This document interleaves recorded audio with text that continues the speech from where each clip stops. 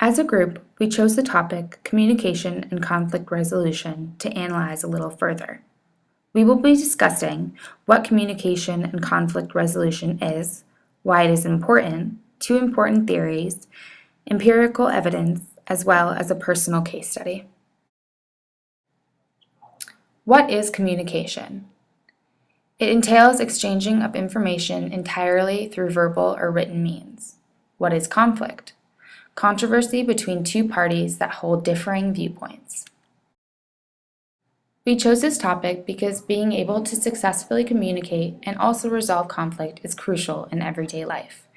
In this course, we have learned that there are 4 functions of effective communication in organizations, including developing and maintaining organizational cultures, building social supports, bonds, facilitating knowledge management, and 4, enhancing high-quality decisions.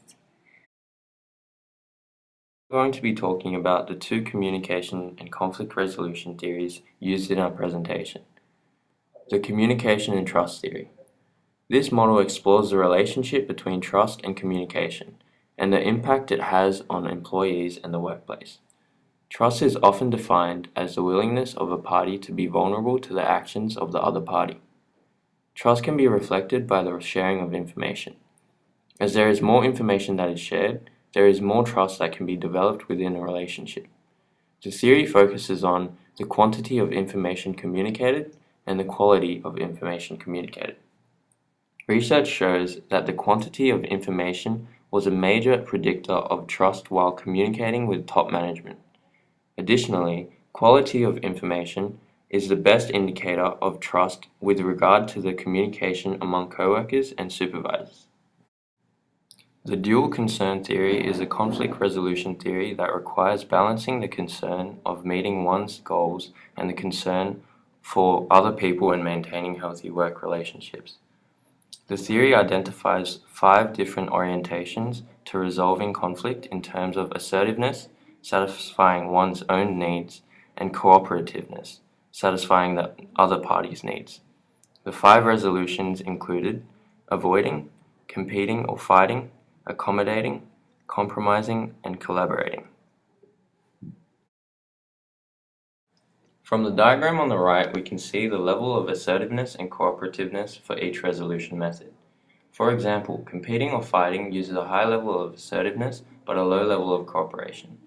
The theory states that collaborating is the only win-win situation for both parties and avoiding is the only lose-lose outcome. However, this model is useful to us as it provides a certain method or combination of methods that are best suited to the circumstances of the conflict. For example, avoiding works best when the conflict is trivial or when the potential disruption is greater than the benefit of resolving the conflict. Furthermore, it can be a suitable initial resolution method to allow both parties to calm down and rationalize with each other. Empirical evidence. Conflict resolution and communication are core components of a functioning workplace environment. To best understand our chosen theories, a number of sources were used to gain a holistic perspective and insight into various workplace situations. Dual concern model. In assessing the effectiveness of the dual concern model, 2 key sources were looked at. Empirical studies from Friedman and Leon Perez are used to determine the effectiveness of the model as a tool for conflict resolution analysis. Friedman looks at different conflict resolution mechanisms in workplaces as a reflection of individuals shaping their respective social environment. The use of data analysed from a hospital-affiliated clinical department demonstrates the differing successes of facets of the dual concern model. Friedman finds that collaborative, accommodating, and compromising styles of resolution are most effective in balancing assertiveness and cooperativeness. Leon Perez utilized primary survey methodology among numerous Spanish organizations to understand what level of balancing individual and group needs leads to most effective workplace communication and least bullying or conflict. The findings of the study indicate the need for conflict to be resolved prior to escalation, speculating that avoidance and dominating are intrinsic, and finding a cooperative measure early is essential. Communication and trust theory. To gain an evidence-based understanding of communication and trust theory, a range of sources were analysed. Evidence suggests that building trust in a workplace is one of the foremost tools for improving effective communication between management and subordinates. Massey and Kyriazis, as well as Katia and Ronnie, both assessed trust within workplace environments. The findings signified that trust was a key indicator of strong communication and relationships between employees and management. The other finding of these empirical studies was that quality of information between colleagues was more important than quantity. Zafan illustrates a number of key concepts in understanding the importance of trust on workplace communication. Themes such as power, dominance, and empathy, as well as metadata in communication such as body language, are shown to be key indicators of what leads to trusting or non-trusting relationships. The use of survey from international businesses highlights that trust is developed over time through effective communication and that the relationship is intrinsic.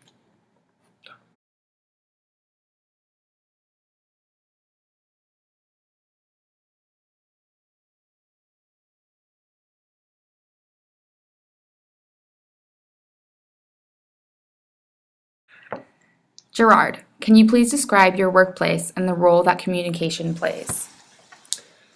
I work for one of the largest banks in Australia with over 50,000 employees all over Australia and the world, from many different professional and cultural backgrounds, with diverse personality types and communication styles. For such a large organisation with hundreds of different businesses within businesses, all independent of each other, effective communication is incredibly important for the success of the organisation. Effective communication is considered key to each employee's contribution, and so it forms part of our key performance measures, which we are assessed by annually, and as a result has assisted with the embedding of this behaviour into our culture. Can you describe a situation where a conflict has occurred due to a breakdown in communication? Sure. In this particular scenario, two teams had been tasked to address concerns with the sales processes raised by frontline staff. This task very much needed a collaborative approach in order to restore confidence in sales staff and provide clarity on several grey areas. The key to this was setting clear roles and responsibilities between the two teams to ensure lines of work were defined and the approach was aligned as we were working together towards the same end goal. This exercise wasn't completed correctly and openly as the two teams had differing priorities which weren't explicitly communicated up front due to underlying tension between them. This caused inefficient overlap of work, a lack of accountability for tasks, tension between the teams, and as a result, conflicting pieces of information being communicated back to the frontline staff, causing further confusion. Did you personally take any action to address the conflict? Yes, in order to quickly address this issue, I set up a daily meeting every morning with all critical stakeholders for the purpose of a short, sharp discussion of our priorities for the day, progress updates on outstanding actions and any risks and issues which we needed to be aware of. This quickly helped to improve the alignment between the teams and ensured both teams were engaged and on board. Further to this, I made sure all correspondence included all relevant stakeholders, so we were all informed of decisions and any conversations that were required. What was the end result and how has this shaped your view of communication in this workplace? So the end result, despite the uncertain start, was that we delivered what we set out to achieve, but was only possible once we started to communicate effectively intra-team.